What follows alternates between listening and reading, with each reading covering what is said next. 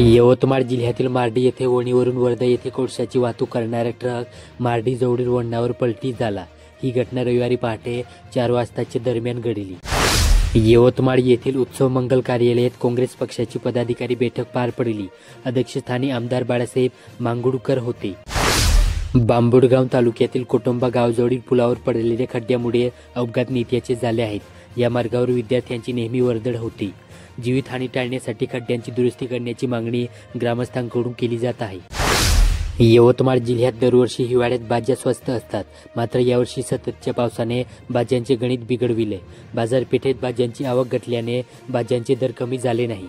यामुळे गृहिणींनी भाजी खरेदी करताना कसरत करावी लागत असल्याचे चित्र आहे। भाज्या इतक्या महाग का झाल्या असा प्रश्न त्यांच्या मनात निर्माण झाला।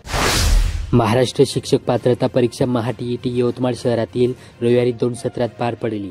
गैरप्रकार रोखण्यासाठी फ्रीस्क्रीनिंग, परीक्षार्थींचा चेहरा ओळखण्यासाठी बायोमेट्रिक हजेरी, सीसीटीव्ही कॅमेऱ्याचा वॉच आदी कडक उपाययोजना होत्या।